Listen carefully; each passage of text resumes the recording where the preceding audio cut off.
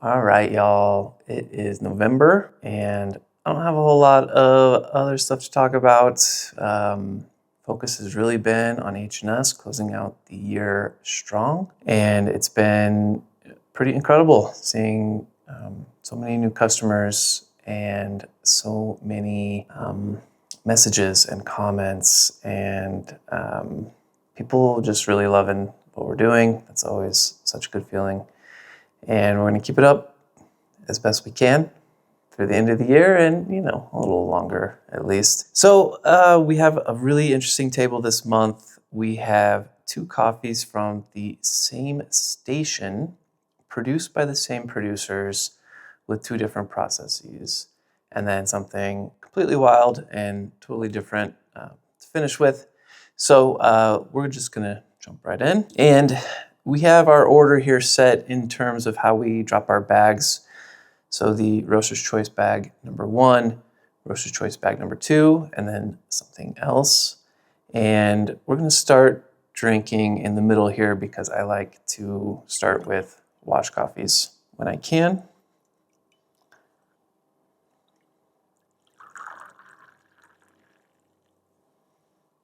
And this is Rumudamo washed.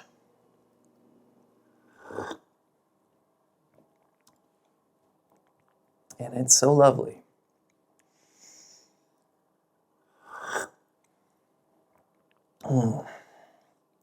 So this is technically an anaerobic washed lot from Rumudamo Washing Station in Sidamo, Ethiopia, produced by bday. And despite it technically being an anaerobic wash, there's no anaerobic markers in here. This tastes like a washed coffee. It's juicy, it's clean, there's lots of complexity to it, and it's a very emblematic Ethiopia washed coffee experience. Getting really nice grapes this morning, green grape, some peach, some stone fruits, and a nice floral finish here. The floral finish has been turning kind of lavender on me on the wash lot here, which is pretty interesting when we talk about our natural here in just a second. It's a bit of a play between the listed rose hips that we have here for the finish and a little bit of lavender. I'd say with this brew, the rose hips a little bit more present, but I'm getting little hints of this lavender in strong extractions, stuff like the Orb 110 or the Kano 116 that we've been playing with lately. That lavender comes out a little bit stronger. It's an interesting, there's a lot of floral complexity to this one,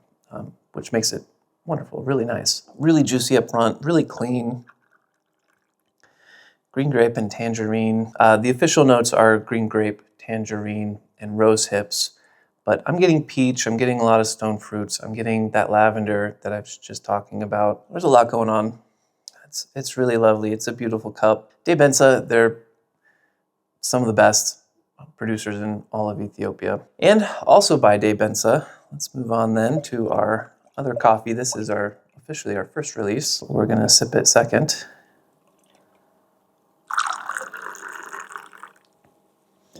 And this is Rumudamo Natural.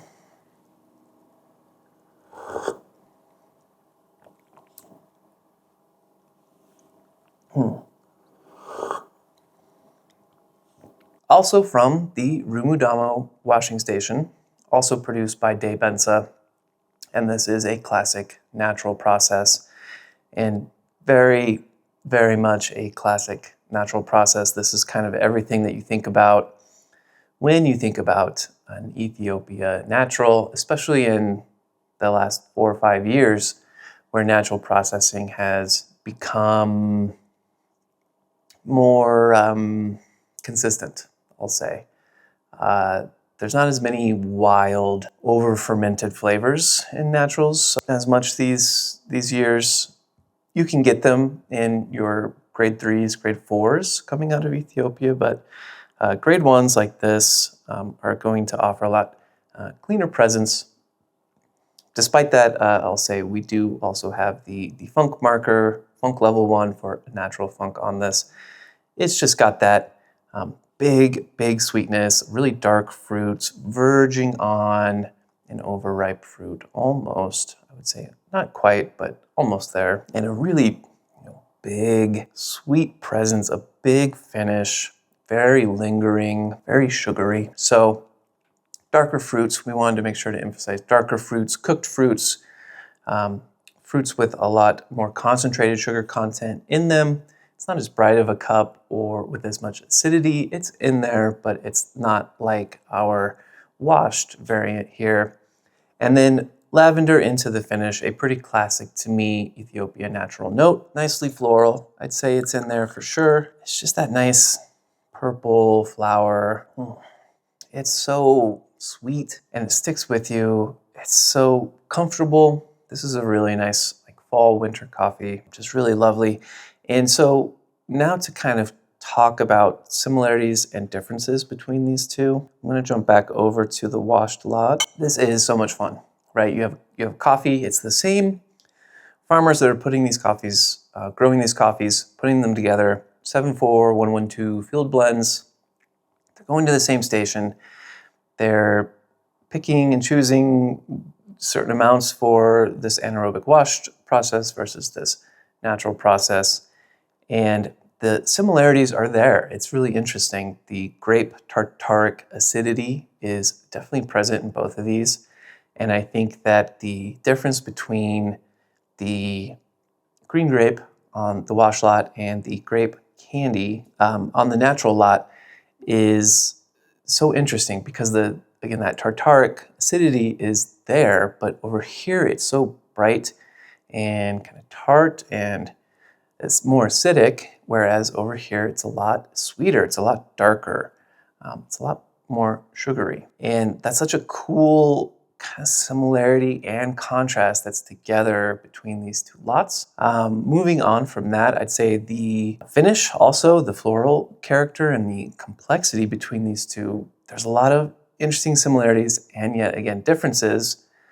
This time, if we start over here with the natural and we're talking about the lavender, which is heavier and it's kind of pungent. And moving over to the washed, it's a lot lighter, it's a lot cleaner, it's a lot shorter. And tasting them side by side, I'd say the rose hips is a lot more present on this cup, but every once in a while I am picking up little bits of lavender from this coffee as well. So again, interesting compare and contrast there. And then in the middle, the sweetness is just so dominant with the natural lot, whereas over here, if I were to try to make a contrast here, this is more of a jamminess. It's cooked, it's concentrated sugars, whereas over here it's more of a raw fruit that has a lot more acidity to it, is a lot cleaner. There's not as much sugar in there, and instead there's a lot more juiciness. So where this could be more like a juice and this be more like a jam when describing the sweetness between the two. It's just so much fun to see the bits of similarities, but the huge differences that come from processing of coffees. And to have two coffees that are nearly identical in every other sense, but be processed in different ways by the same company, just a really fun experience. And I'd be tempted to blend these together almost and see what would happen then. There's enough similarities here that I think they could make a good blend and enough differences to provide interest, right? So the last thing I'll want to point out with these two coffees is this book here. This is called Bunna, and this is a book written by Keenan Ducamo. Keenan is the deputy CEO of bday. So bday is just a legendary producing group in Ethiopia. They do so much great work. There's a lot of history in here.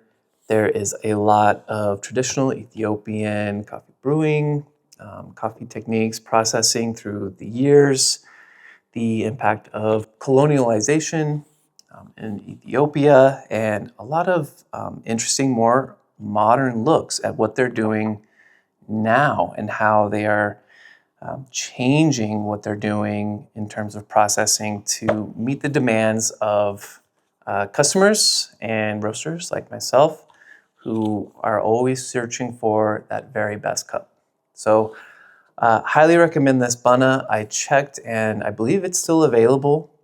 Just go hop on Google and look for Day Benza coffee, and you can pick up this book. It's a really great read. Highly recommend it. And for our last drop of the month, we have El Paraiso birthday cake.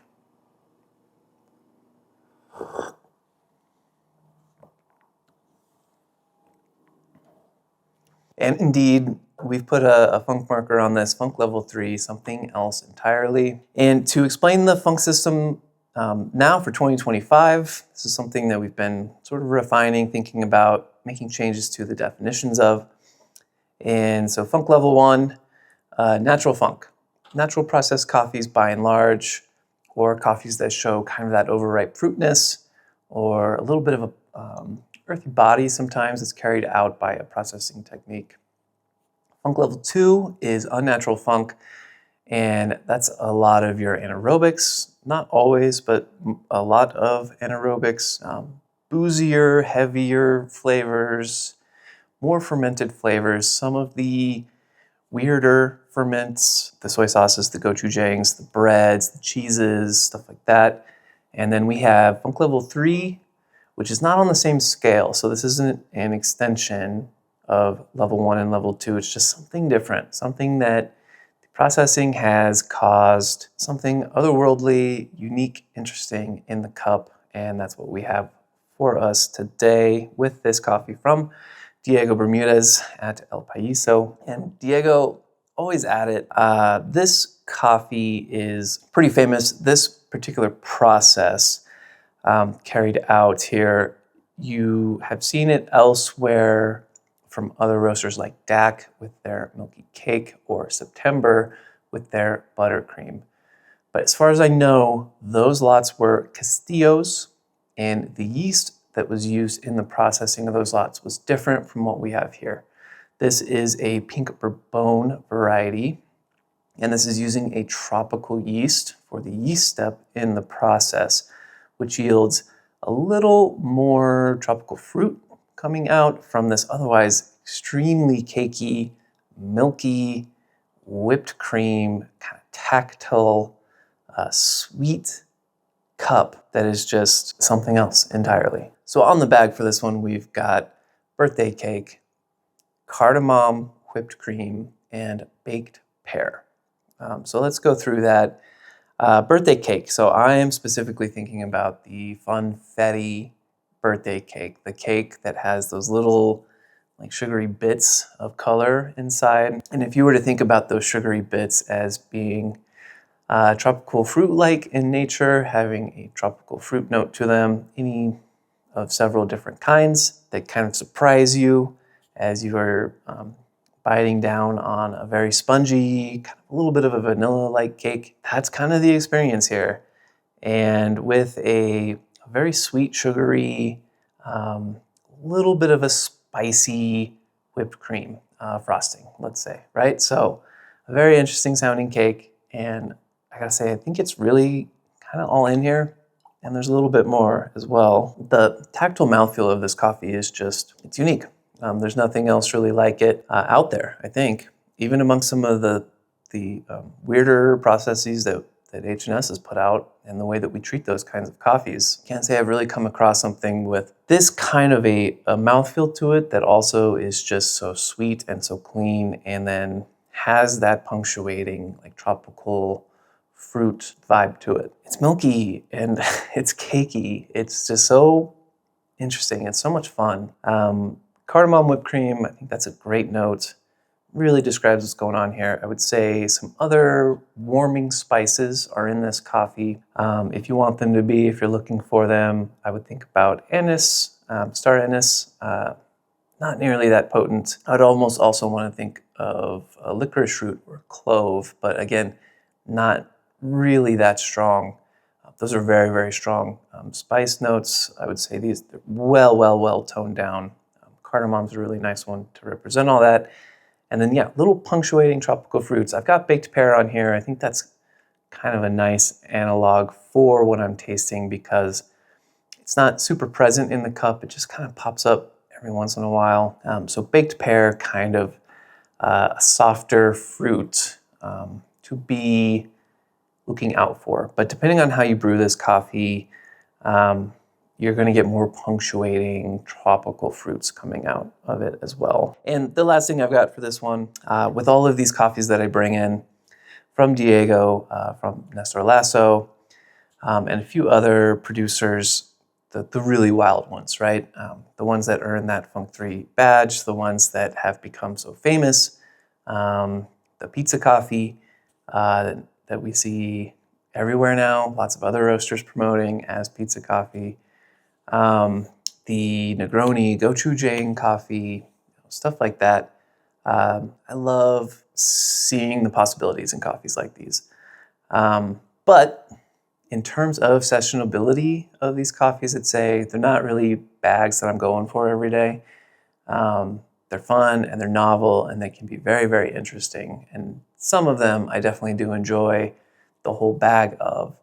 But oftentimes, they're not what I'm thinking about when I'm thinking about sessionable coffees, something like this right here or this right here that I do want to drink every single day.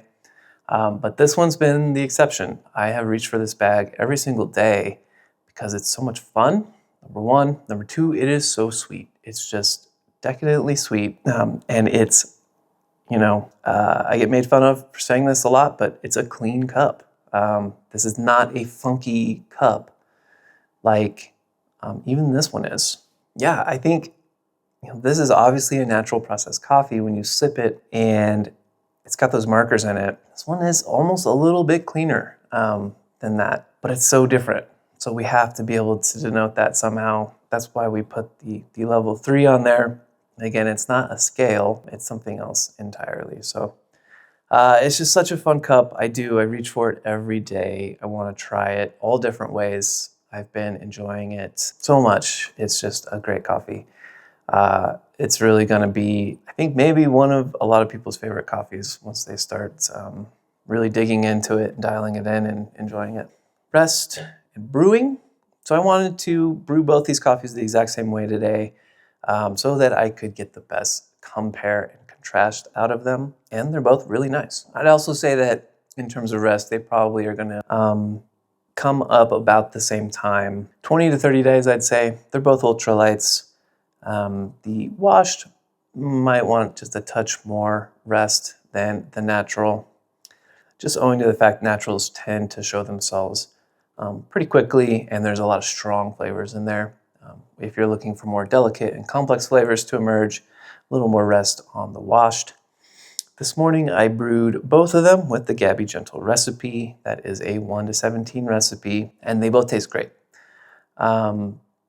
This coffee, the washed on the Orb, the OXO Rapid Brewer with a 1 to 10 ratio. I've started calling that a loop.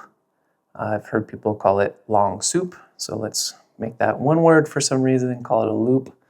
That has given me some spectacular cups, and that is where I'm tasting the lavender really popping out on this wash lot.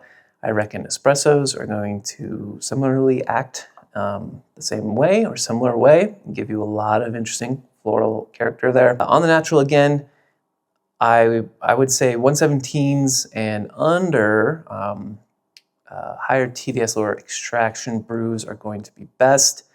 My Gabby standard recipe, probably not the best choice for this coffee over here. And then with the birthday cake, I'm not sure in terms of rest. I've been enjoying it every single day. It's changing, and I'm not sure where it's going to peak at. We do call it an ultralight. And I'd say, again, maybe 20 to 30 days in terms of rest for most folks.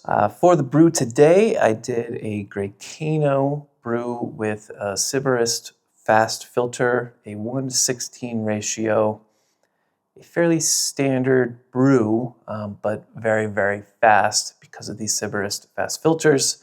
I'm enjoying this setup, and I think that other brews are going to work really well. This works great on the Gabby Gentle.